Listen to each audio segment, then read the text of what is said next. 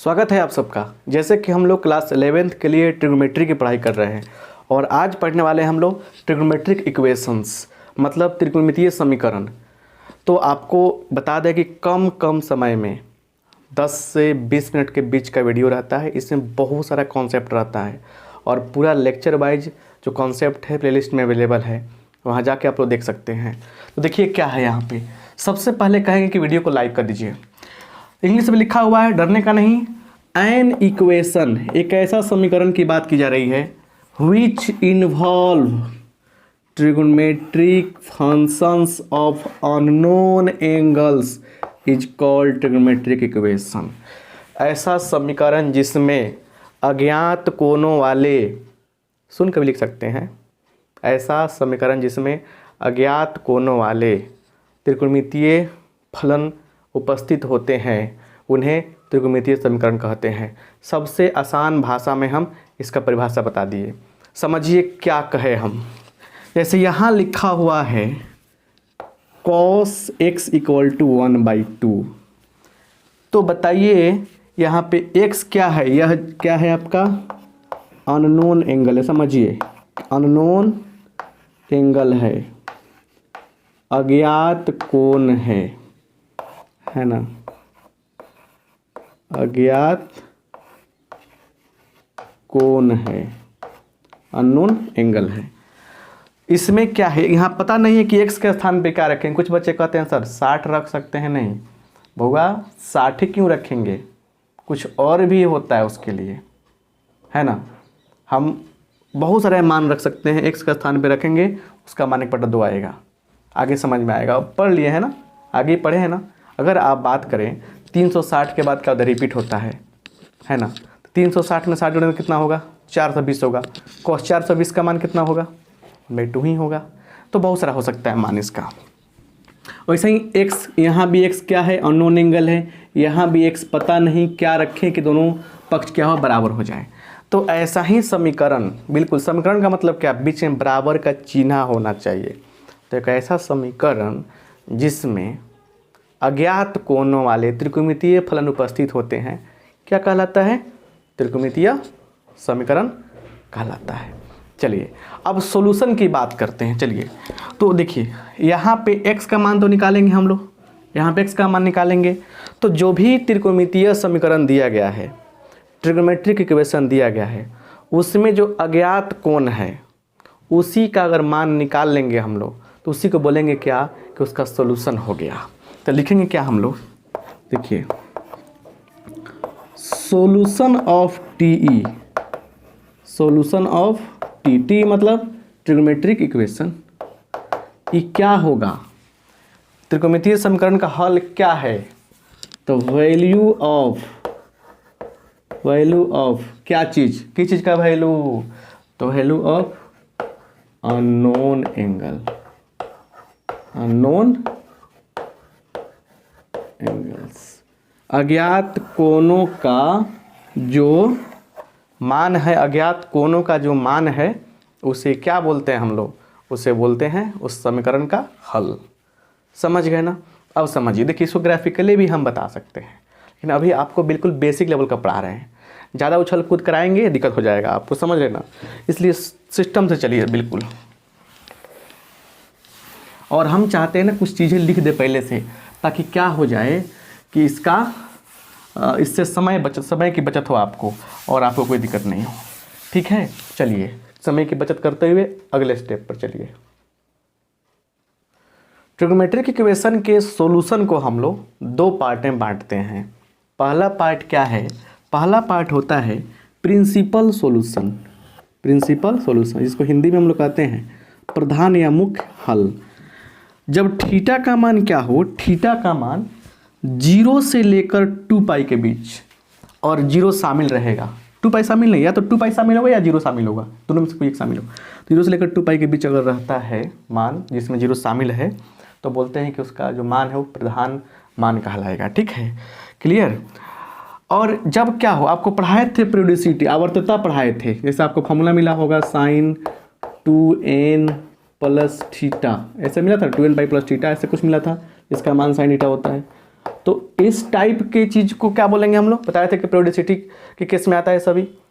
तो जब पीरियोडिसिटी के बेस पर जब थीटा का मान निकलता है तो क्या बोलते हैं उसको लोग, जनरल सोल्यूशन बोलते हैं, व्यापक हल बोलते हैं। इसका मान बहुत सारा निकलेगा, ठीक है ना।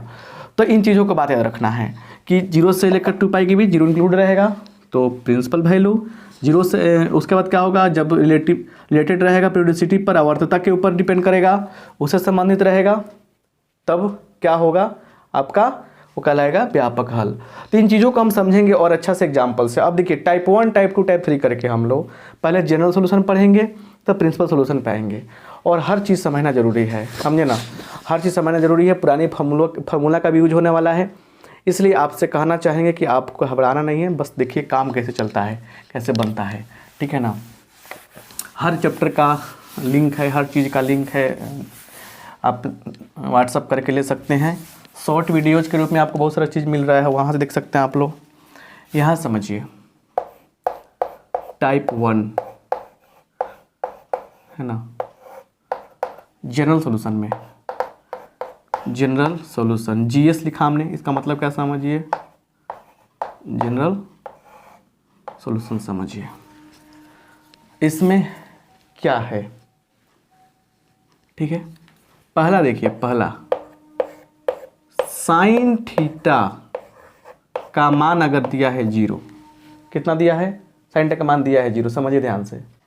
साइन थीटा का मान दिया है 0, तो देखिए तो थीटा बराबर क्या होगा, थीटा बराबर क्या होता है, n पाई, और n belongs to i।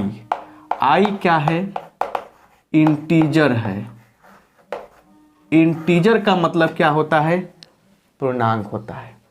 i क्या इंटीजर, इंटीजर का मतलब क्या होता है, पूर्णांक होता है, ठीक है। अब यहां समझिए, दूसरा समझिए, इसको प्रूफ नहीं करेंगे आप, छोटा छोटा प्रूफ करेंगे, प्रूफ नहीं करेंगे हम, रिजल्ट से काम चलाइए। कॉस थीटा इक्वल टू क्या है, 0 है, दैट मीन थीटा बराबर क्या हो गया यहाँ पे 2n + 1 इंटू पाई बाई 2, यहाँ भी n बिलोंग्स टू i है। और तीसरा होता है, यहाँ देखिए क्या, tan theta is equal to 0, तो यहाँ पे थीटा इज इक्वल टू क्या होगा, n पाई होगा, और n बिलोंग्स टू i। अब 3 चीजें पहले बताया आपको हमने, इस पे क्वेश्चन कुछ कर लेते हैं, तब ना समझ में आएगा क्या कहानी है, क्या लॉजिक है ना। यहाँ पे देखिए एग्जाम्पल कह रहे क्या, फाइंड द जनरल सॉल्यूशन। इसका हिंदी क्या होगा, व्यापक हल प्राप्त करें, ठीक है ना,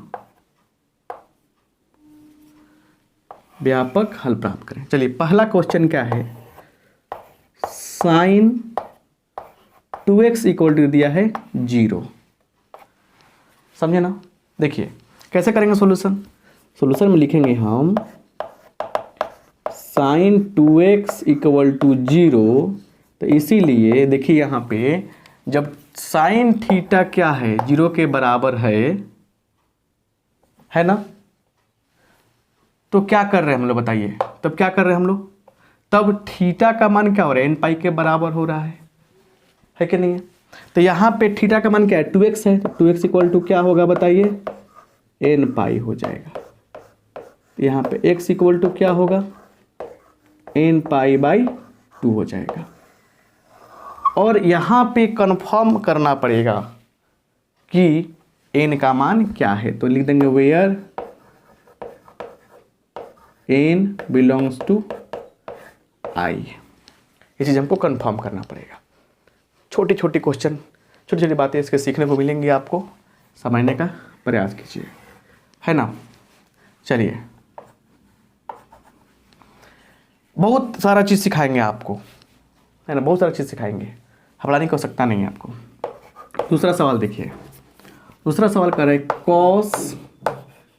कॉस 3x इक्वल टू 0, तो सिंपल बात है, क्या हो जाएगा यहाँ पे 3x equal to 2n plus 1 into π/2 होगा।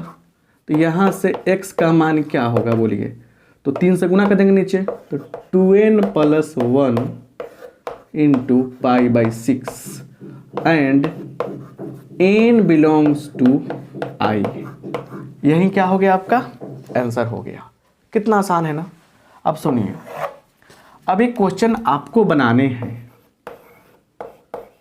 tan 4x इक्वल टू 0, तो इसका सॉल्यूशन बताइए क्या होगा, है ना। तो ये टाइप 1 करके हमने बताया आपको, घबराने की बात नहीं है। टाइप 2 बताएंगे, छोटे छोटे लेक्चर्स आपको प्रोवाइड इसलिए कराते हैं कि बोरिंग नहीं होगा। एक बार आप भिड़ेंगे और देख लेंगे, नोट कर लें तो और अच्छा है।